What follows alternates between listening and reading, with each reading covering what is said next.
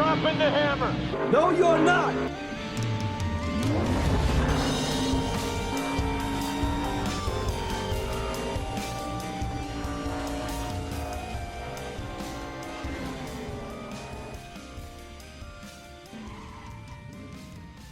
All right, and welcome back to Dropping the Hammer with Daniel McFadin. I'm Daniel McFadin, NASCAR reporter for FrenchSwitch.com and Speedsport.com. Here to talk about Darlington Raceway, the Southern 500, and the NASCAR season so far. And with me this week as my guest is technically someone who also works for Speedsport a little bit on the video side, while I hide behind a keyboard. And with me this week is Alan Cavanna. How are you doing, Alan? I'm doing great. Thanks for having me. It's I love the name. I love the color scheme of the podcast. Very old school, very obviously Days of Thunder. What could be better than that? Yeah, it was a match made in heaven. So yes, the Southern 500, Darlington Raceway, my favorite track on the schedule. And it produced, according to Jeff Gluck's Good Race Poll, the best race of the year at 93.5%. So that's the new number one. So Alan, would you say that was the best race of the year? That's a good question. I mean, look, it had a lot of drama, right? It gave us what we want, right? We want that race to be tough. We want that race to be hard as the playoff race, and we want the best of the best to struggle. And that's what we saw. I mean, you think about it, the best race of the year as voted by the fans, and Chase Elliott, crashed out a third of the way into it. That's saying something about how good they thought the racing was. I think when you mix next gen car and what you can see out of it with the track that makes you perform, I think, from a fan's perspective, I think they saw a great race. So up until I don't know if I would have said it was the best race of the year. There was a lot happening in this race, and it was never boring, for sure. I thought the Watkins Glen race just a few weeks ago, that was up there for me, just start to finish. Yep. Holy cow, what are we getting today? Rain, first stage, all that. Yeah.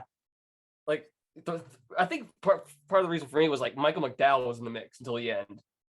He might not have been on any other occasion, but just the fact that he was up until the final restart or so had a say that kind of put that over the top for me. But we got an Eric Jones number 43 win, 55 years to the day after Petty last won at Darlington. It boggled my mind that Richard Petty only won Darlington 3 times, and none of them were in the Winston Cup era.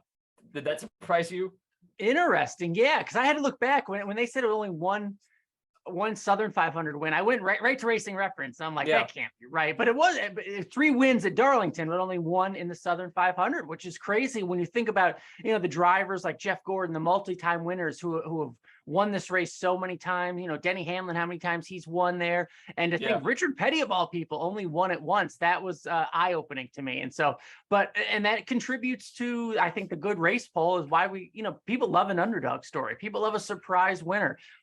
What's a bigger surprise than a non-playoff driver winning the Southern 500?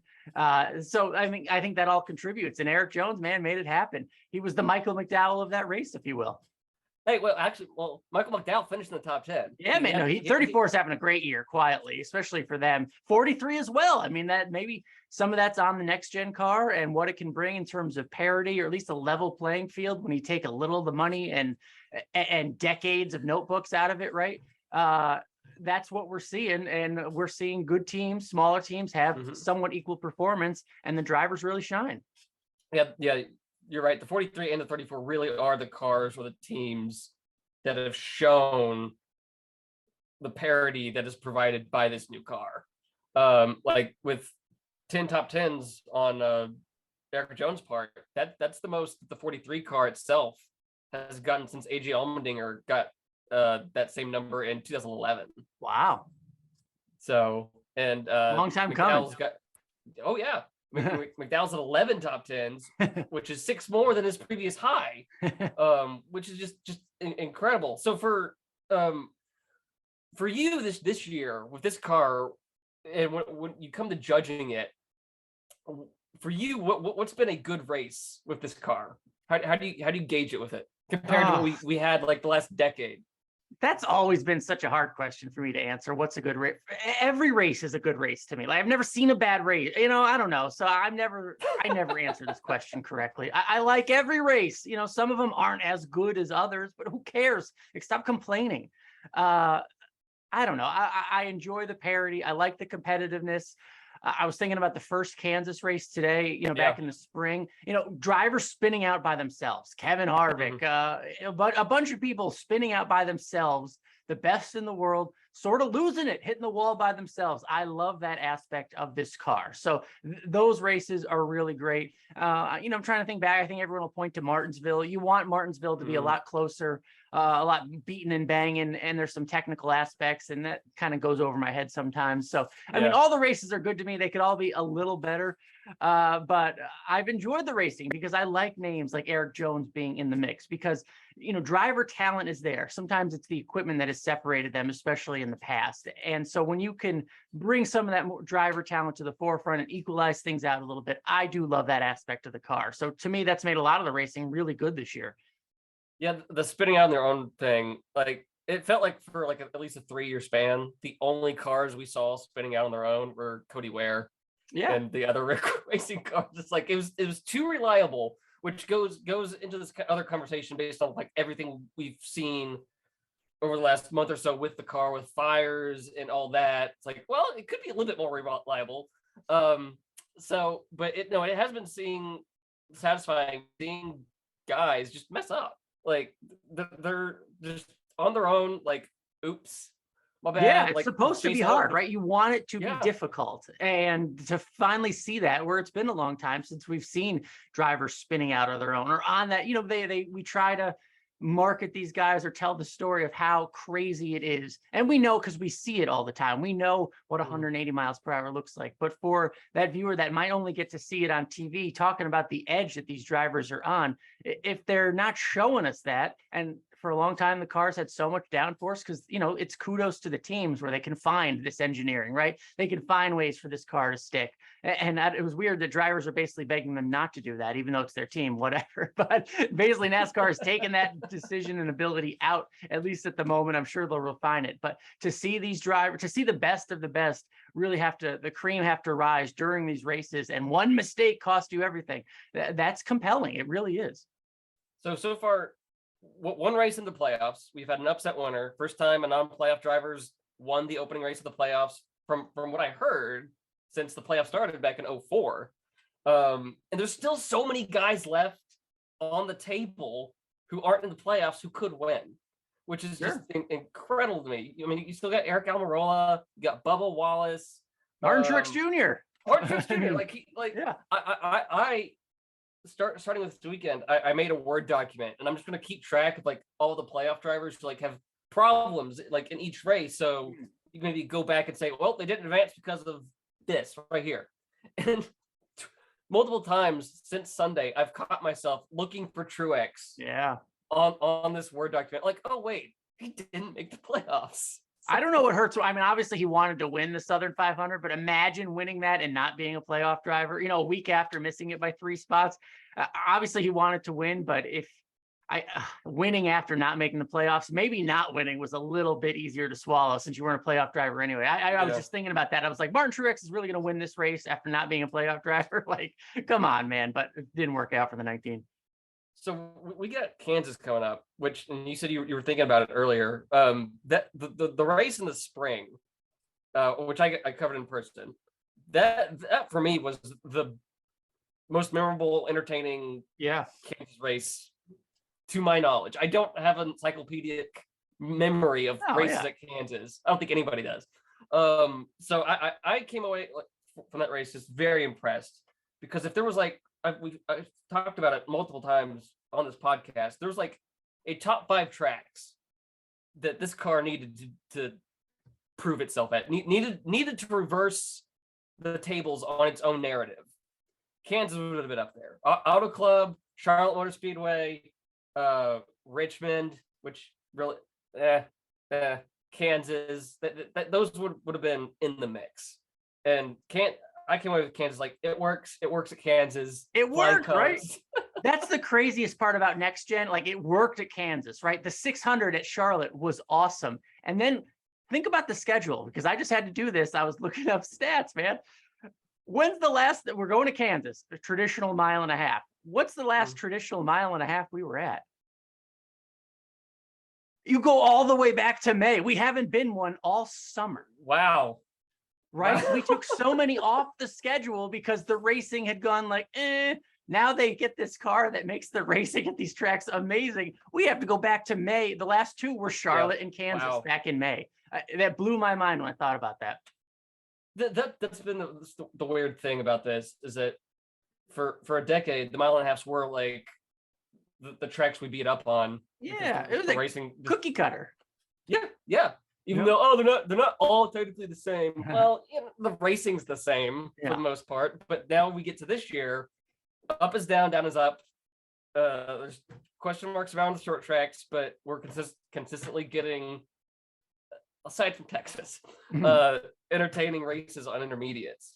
And so I'm now looking forward to going back to a Kansas race for the first time.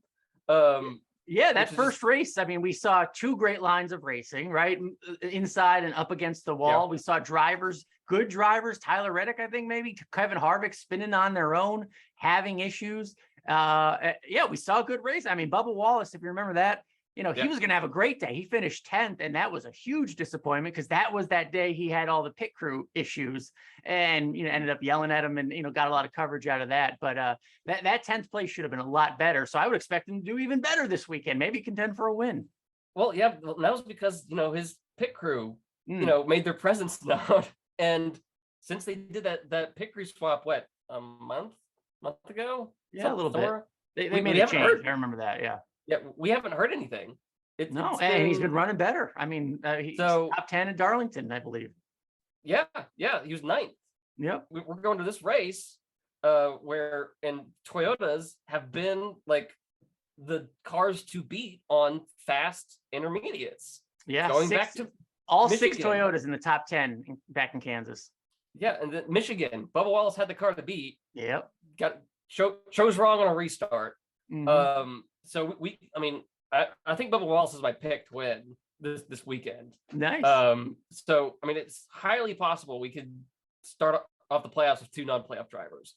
Like if you could put odds on that, what do you think it'd be? Oh, it was minuscule. It was like a few weeks ago when they hit that parlay at Daytona. Yeah. So at what point this year did you allow yourself to think, we might actually get 16 different winners? Well into June. I was one of those old school haters. I'm like, never gonna happen. And like when Bubba, I don't know, didn't win Talladega. We needed something crazy to happen at one of these races, and and it didn't. We didn't get the 16 winners. Well, did we? No, we did. But yeah, because we did. But no Kurt. Busch, yeah, so it was odd. But we did get 16 winners. You get 16. Huh. And now we have 17. So I'll admit I was wrong. Didn't think it was going to happen. Especially when, again, guys like Martin Truex Jr. aren't winning races, and the Bubbas of the world didn't win one of the Daytona or Talladegas. To have 17 other drivers win is crazy. Yep, absolutely. Like it was when Reddick won Road America. Yeah, that was when this might still be a reality. So, I would not have guessed that we would have gotten this amount of parity with this car in the first year. If there was going to be any year that we got it, it would be this year. But I never allowed myself to think that we'd actually be seeing what we're seeing, which is one of the most competitive seasons ever. And then part of that, we're conditioned to think that way because we've been race fans the last 20 or 30 years, right? That way they've always talked about parity. They've always talked about rule changes and new cars and like, oh, this is really gonna, bring the pack together. And then what would happen? The Hendricks and Gibbs of the world would just, Penske's of the world would still dominate for good reason. So we were right to be skeptical, and I think we're happy to be surprised with this next gen car, because we've been hearing it for generations of cars that, oh, this is the change that's going to make a big difference and bring the field together, right? And really create parity. Yeah, we'd heard it before. So natural skepticism is okay. And I'm happy to be surprised with the parity. So who's your pick for Kansas? I'm picking Denny Hamlin, just going off of what we saw in Kansas last time, how fast the Toyotas were, won there before, obviously, and just general overall, a lot of speed. And it might come down to, pit calls and track position. Denny Hamlin's the kind of driver that can win that going away. How much of a chance do you give Ty Gibbs being, with the team that won in the spring? No, I mean, I don't give him any chance to win, but yeah, maybe his first top 10 is, no, he had one before, I think, but yeah, at least one. Yeah, first oval top 10 or first, significant top 10, whatever I'm trying to say. Yeah. We know he has a fast car. We know he's a good driver, but again, it's the playoffs. Somehow, as we've learned in this weird playoff elimination format, these drivers and teams do get better. So I don't expect Ty Gibbs to contend on Sunday now. So at this point, who are your picks to make the Final Four? I didn't make a tree or a bracket, and I don't know, the week got away from me. But if you had asked me, I would have picked, Larson and Elliott, probably. Logano I'm high on. And then I haven't even picked a Toyota yet. So Denny Hamlin. And those are 4 simple answers, right? And we always have one surprise. So it's probably not going to be right. But if I'm picking one Toyota, it's going to be Hamlin. And I still, the cream scene, Chase Elliott's been the best car all year. You got to pick him. Larson. I always think, though, it comes down to those last 3 races, right? If you think about 3 winners, like who's going to win Martinsville?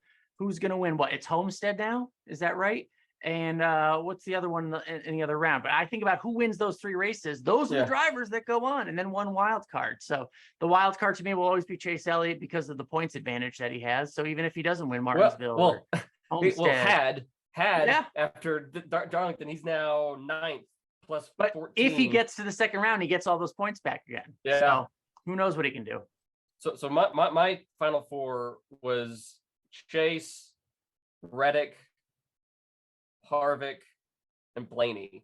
Yeah. I didn't have Blaney, any. interesting. No, my prediction was that Blaney, after being the last guy in, no wins, would go on like a Tony Stewart in 2011, like tear. And all right, so it's Vegas, Homestead, Martinsville. How does Reddick get to Phoenix in those 3 races? Homestead, for sure. Okay. Wins Homestead. Yeah. Reddick, he will ride the wall, man. No, I'm just saying, that's how I've always thought about the round of 8 and who makes it to Phoenix is like, you got to win Vegas, Homestead, or Martinsville. Who does those? That's 3 or 4, and then you get one more. Too. So I just, all right, Vegas so too. He's got to win one of those. So, but no, if I'm placing any money, it would definitely be Homestead. Like, okay, very cool. It'll probably come down to him and Larson, and who can ride that wall long enough without gotta get tired down or something. Yeah.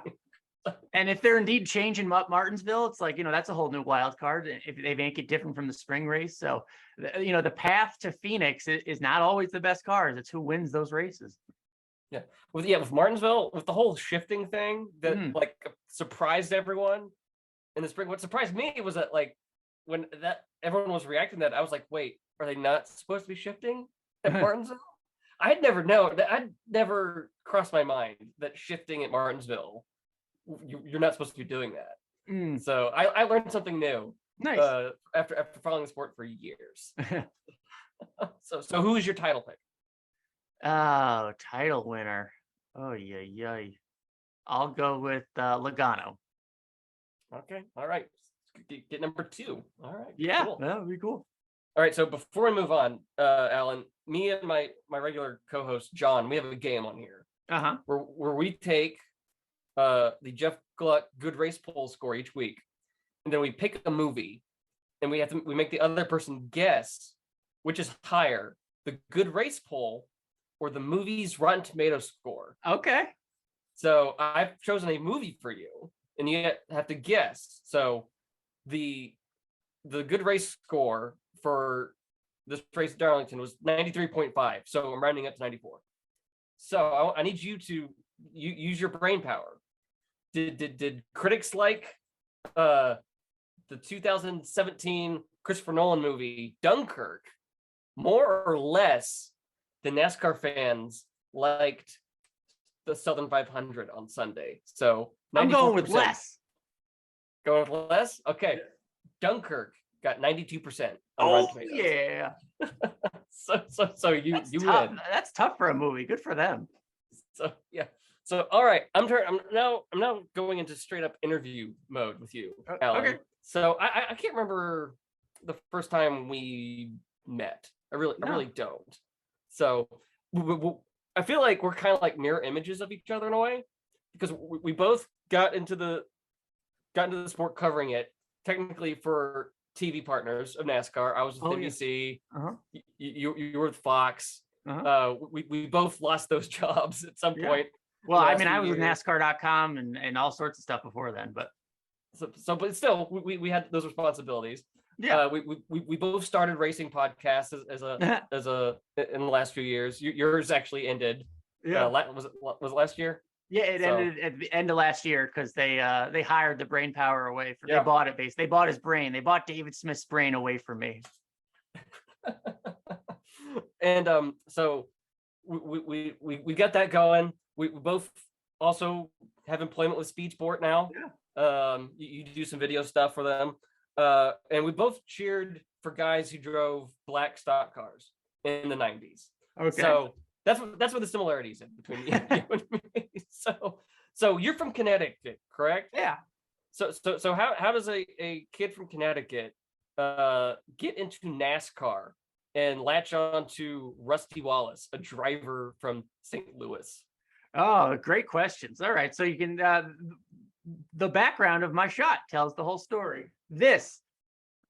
My grandfather going over the wall. He was a champion sprint car driver. I am it is a family thing. He was a champion sprint car driver in New England. He made one cup start, actually. I did not know this. I think I actually remember this. I think I were like tweeting about this. 1951 Thompson Speedway. A follower on Twitter actually figured this out. He made a cup start. So that's cool. I'm the grandson of a Cup Series driver. So racing has been in the family. My dad did it a little bit, and then I did it growing up. Instead of doing the little league, basketball stuff, I drove quarter midgets. This right here is one of my first trophies from Little T Thompson Speedway. I am the 1997 New England quarter midget champion in my weight class. You can't take that away from me. That is a fact. I did it, man. How is that not in your Twitter bio? I don't know. I should. I feel like I brag on it enough. People should know anyway. But yeah, no. So I did that growing up, and it was a family deal. And then my standard joke is you either run out of talent or money. And so I just ran out of money. Definitely not talent. And once that happened, you get grow older. You have to make a choice to go into the big cars and adult stuff. I didn't do that, but I decided to be on or hope to be on the TV side, and that worked out. Went to school for it and, worked hard. And would you believe it actually worked out? I cover racing cars for a living. So what set you down that path? Why TV?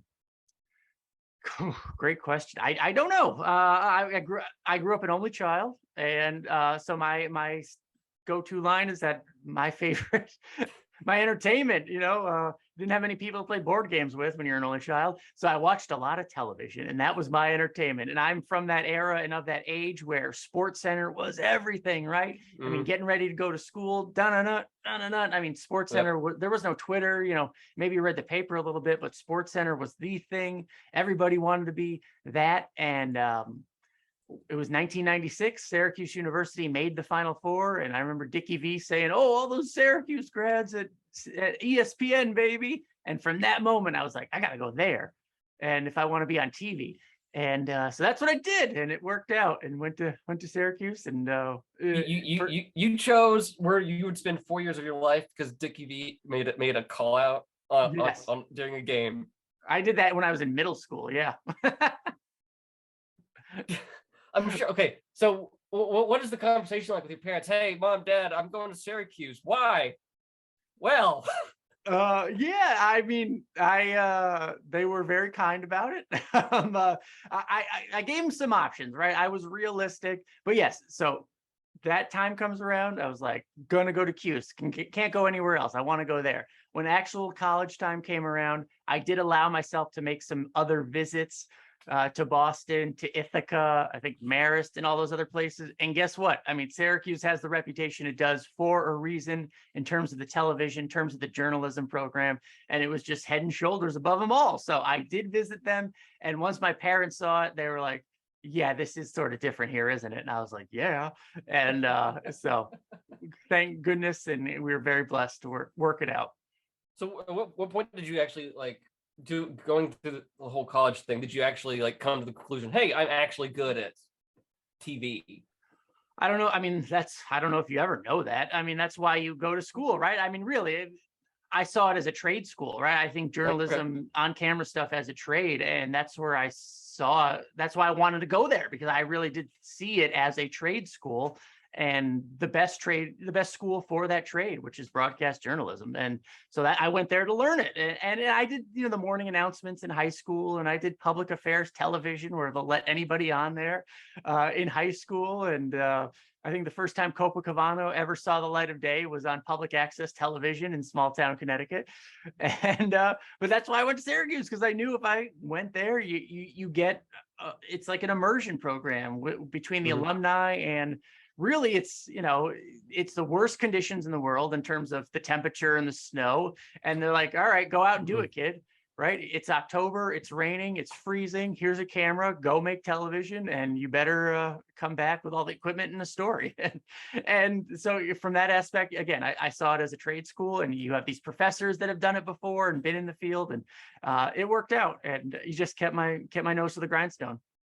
When I went to grad school at Indiana, I quickly found out that it was just for 1 year. Quickly found out how bad Midwest winters are compared to here in Northwest Arkansas, where we could get bad winters. Yep. But this was like a deep freeze for weeks. Oh yeah. And it was like, this is our worst winter in 20 years. Oh great, perfect timing for me.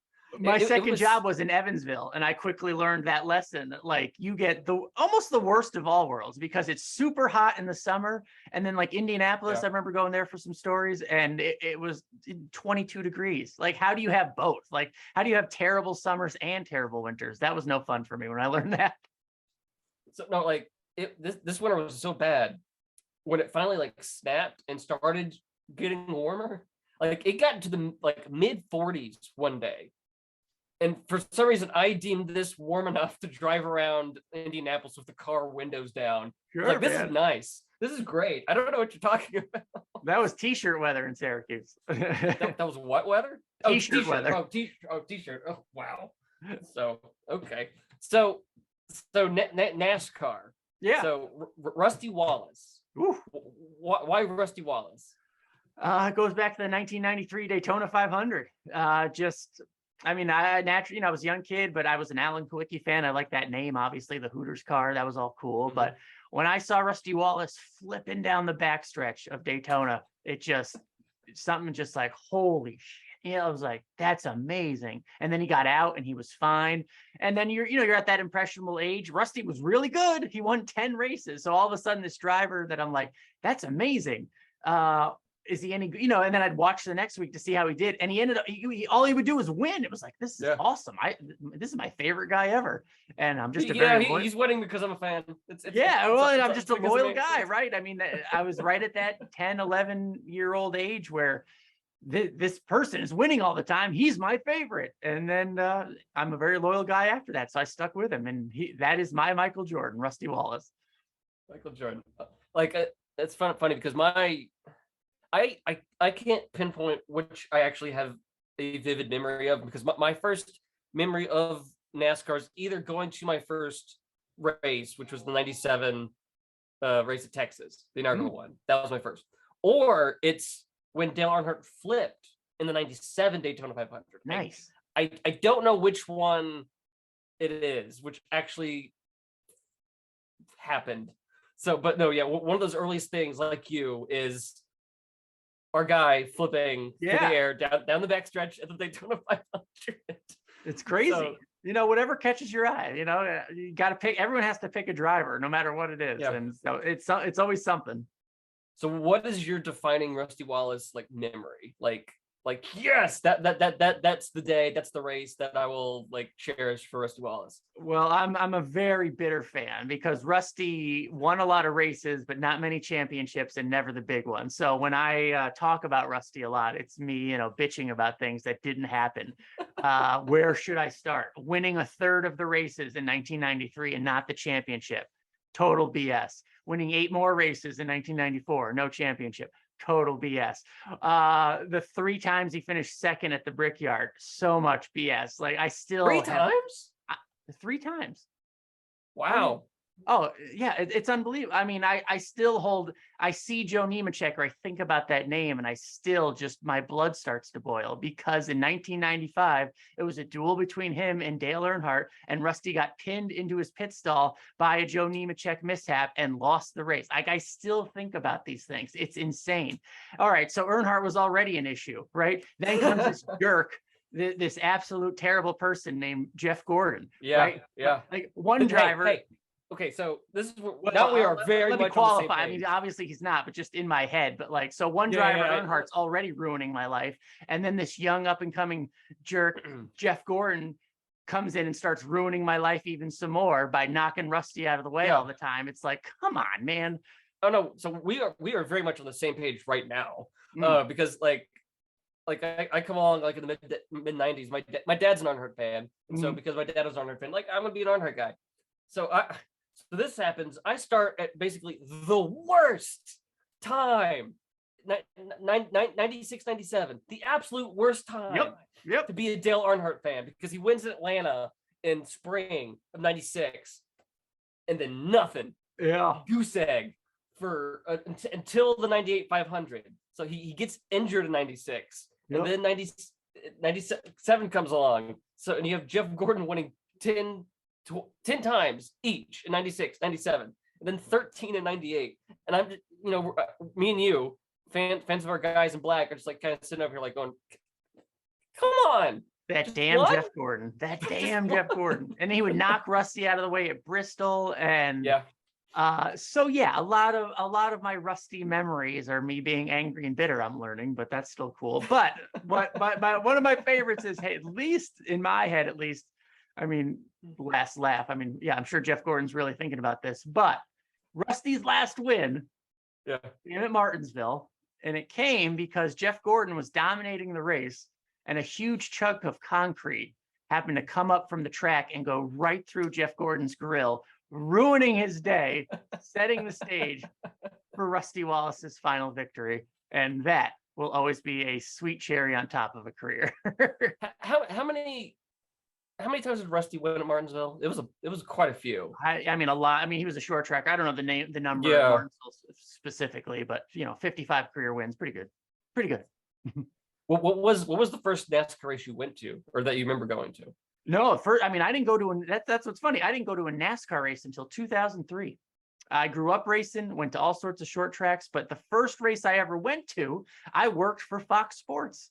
It was part of this. You got time for a story?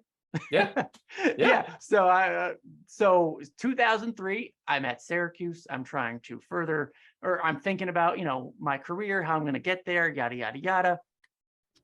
One thing Syracuse was good about was bringing alumni back and having, these opportunities to talk to players, people who had done things in the business. And the president of Fox Sports at the time, a guy named Ed Gorin, was a Syracuse alum, and he was coming back to talk to, the students.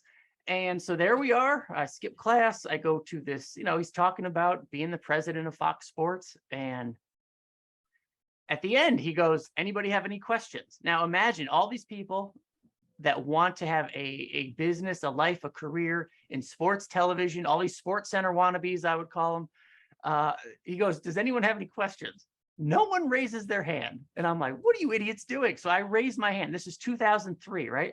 And I go, he goes, yes. And I go, did you end the 2003 Daytona 500 early so you could show The Simpsons? That's what I asked him. And he goes, no, smart ass. And I was like, whoa. Because if you remember that race, it ended under rain because it was the 300th episode of The Simpsons, I believe, that was supposed to come on. So they didn't go back to green.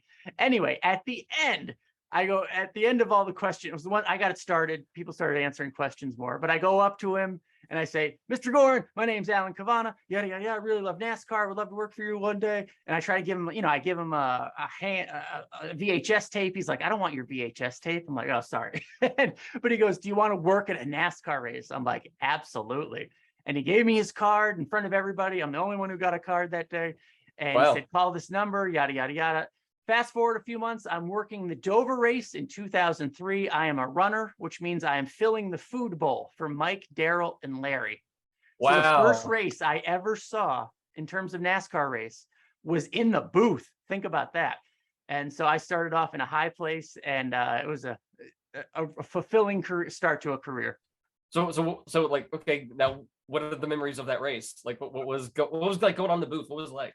Oh, the booth was cool. I mean, to see the upper echelon of racing and to start there. I remember, Mike Joy likes those little fruit snacks. I remember having to go get their ice cream order from Friendly's down the street, little things like that. I just remember a lot of everyone being really, really nice. And one thing I do remember is because I had raced quarter midgets, this whole thing, Aaron Crocker, who's now Aaron Everham, married to Ray Everham. She was a racer back then, climbing up the ladder. They were talking about her on air for some reason. And I remember Mike Joy asking, what is her brother's name? Like, to the producers. And I used to race with her, and I used to race with that family. And like from the back, I go, his name is Seth. And Mike Joy looks back and like, oh, our booth guy, Alan Cavanna, says his name's, Seth Crocker. I was like, oh my God, like my name was just on air. Like Mike Joy was very cool about that. All right. So your first time at a NASCAR race is a runner. Yes. So okay. How old are you at this point? 2003, 20 years old. All right. Okay. So junior in college, like going junior to senior year, or maybe sophomore to senior year, something like that. Okay. So within the next year, so you graduate. So yes. What's the first thing after college for you? I was fortunate. 3 or 4 weeks after college, I was moving out to the middle of nowhere, Joplin, Missouri, sight unseen, never seen the place before, probably applied to 100 jobs, and one returned. One said yes. And I drove out there. I feel like that's always the story. Yeah. It's always only one responded. Only takes one. And Joplin, for those that don't know, is right where Arkansas, Missouri, Kansas, and Oklahoma all come together for a cultural center of the universe. And that's where I moved. Yep, and I'm coming to you live from that cultural center. Yeah, man. Like it's just like what, an hour or so maybe north from here. Yep. So, and little thing, that was the home of Jamie McMurray, right? And so I was able to convince them to one of my best friends in the whole world, he gave me this Buffalo Bills helmet right there last year. Unfortunately, he's passed on, but and he's holding the camera in this picture right here. My buddy Gary, I love him. He was a huge NASCAR fan. So here I come, this kid from the Northeast, right? This guy, he looks like Yosemite Sam, and he's got this brash attitude, and he's an Earnhardt fan. And I come in saying, hey, here I come. I got a little, this high-pitched college kid. Yeah, big eyes, bright dreams. And he's like, you like NASCAR? One of those, like, trying to win, trying to think like, who the hell are you to like NASCAR? And I won this guy over, right? And so it was me and Gary, and I convinced them, like, hey, why don't we go to Kansas? Let's cover the race up there. Went up to Kansas, covered a few races up there. First Daytona 500 I ever went to. It's because I convinced the people in Joplin. It was 2006, and McMurray had just switched from Ganassi to Roush. So it was like, this is big news for Joplin's Jamie McMurray. Why don't we go to the Daytona 500 and cover it? And they're like, sure. So we drove a Pontiac Vibe all the way from Joplin to Daytona and covered the Daytona 500. And, little things like that. It was like crazy. And so each time I moved to a different job, I was a news guy. I was not a sports guy. Oh, okay. So each time I would go to a new city, I would talk to the sports people and be like, hey, I know NASCAR. So if there's ever a NASCAR thing, I'd love to help you because a lot of people just didn't know NASCAR. So, okay. So I never knew that. I didn't know you actually started as a just straight news Yeah, guy. no, I only did news in Joplin, in Evansville, Indiana. And then when I got to Charlotte, the way I got to Charlotte was because of news in terms of, on the TV ladder, if you will, there are far more news jobs than there are sports jobs. So just logically, I was like, if I'm going to climb the ladder and make it to Charlotte the fastest, it's going to be with a news job, because for every one sports job, there's probably 10 news reporter jobs. So I got to Charlotte being a news reporter, and even here at Channel 9 in Charlotte being a news reporter there. So when did you start there? 2008, May or June of 2008. So what was it like for you as this kid of the 90s, 90s NASCAR, finally like arriving at the epicenter? So at this point, so late in your life. Yeah, but no, I wasn't that late. I was 25. You're right. You're arriving at the epicenter just far in. Like, yeah, man, it only made me hungrier because I made it this far. It's like, you better not fail now. You know what I mean? Like, you're already there. Once you get to Charlotte, what are you going to do about it? And so it only made me hungrier. And from that point, you're just working from within. So I could start going to, I remember, they don't know you're not a sports guy, right? So I probably on my own covered 10 or 12 races because I was a media member from Charlotte. I could call up these tracks and get a pass and be like, hey, WSOC is going to come cover this race. So I drove my ass to Richmond, to Atlanta, to Talladega, to Bristol, to Martinsville, Darlington, Daytona, all with these media passes, covering them. Thank goodness for Twitter, covering them via Twitter. And, and I didn't get on camera a lot, but I met a lot of people, right? I got my face around to some people. And it made me, at least in that world, sort of a recurring face and recognizable person that would show up in the media center. And then Jeremy Mayfield changed my life. And that got me. Jeremy Mayfield changed your life? Jeremy Mayfield changed my life when he tested positive for methamphetamine. Okay, so yeah. Okay. Big NASCAR story. Big NASCAR story, but also big news story, right? Yeah. Not just a sports story, big news story in Charlotte.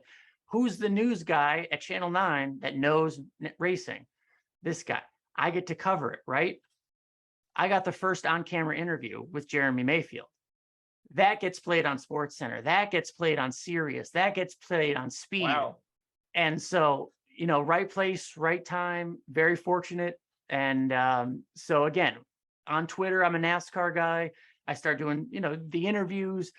The people at Speed are like, why does this local reporter have this interview and we don't? That gets some traction, and that paid off later on. And again, it worked out. If Jeremy Mayfield doesn't stop in his driveway and do an interview with me, my life is totally different.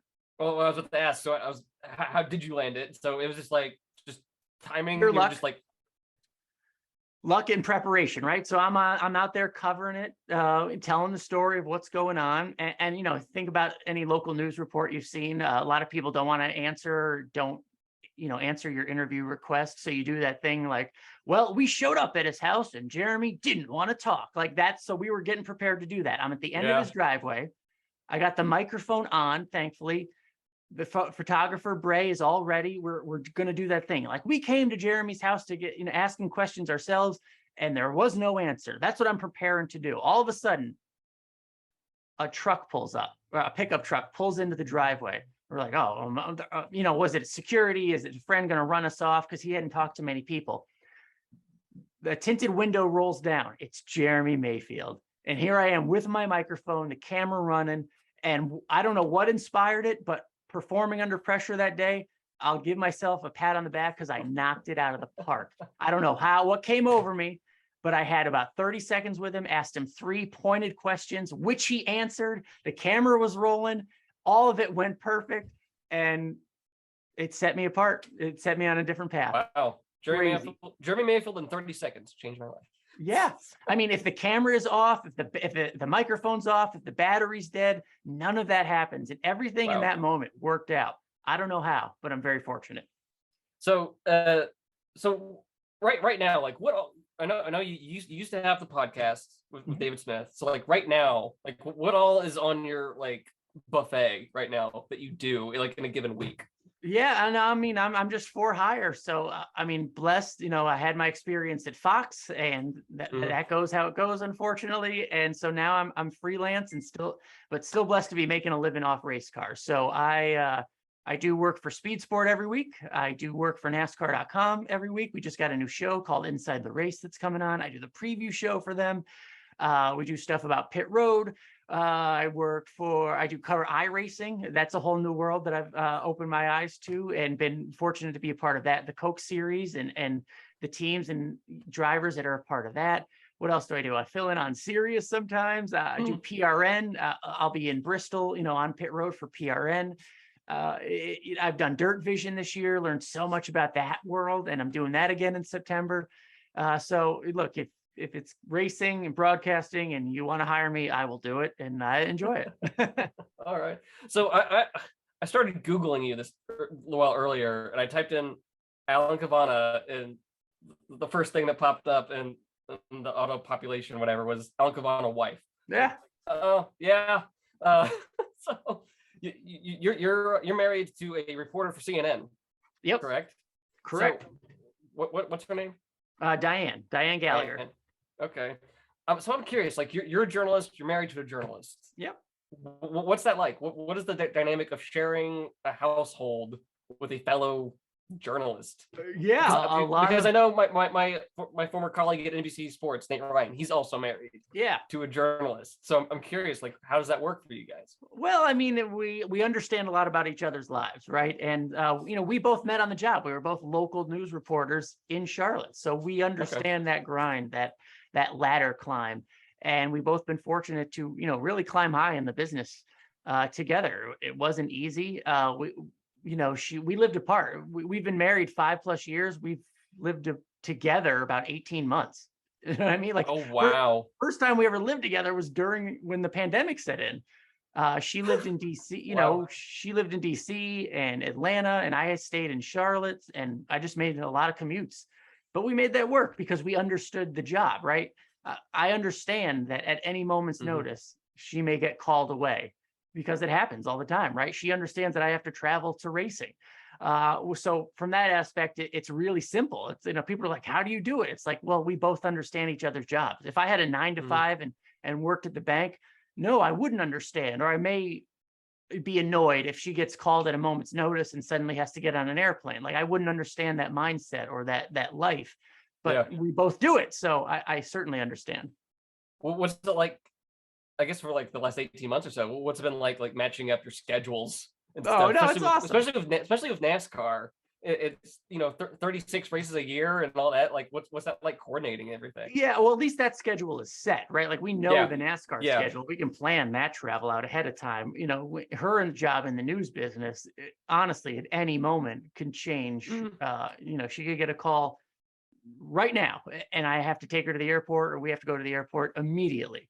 That can happen at any moment. So, but you learn to live with it, because those are what we signed up for. Like, we both knew that going in, right?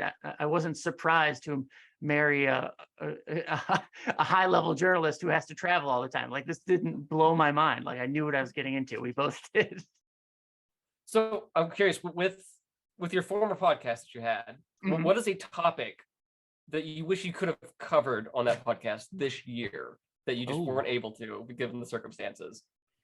That's a good question. I miss it, man. Positive regression was so good. And I miss it because I learned so much from it, right? I was not the brains behind the podcast. I was simply had the benefit and the opportunity to be the host. David Smith was the man, right? He created motorsports analytics, the website, but also how you think of things, how you measure things, how you measure drivers and what they're doing out there. And so I learned so much from him. And having the benefit to pick his brain every week was my favorite part of it.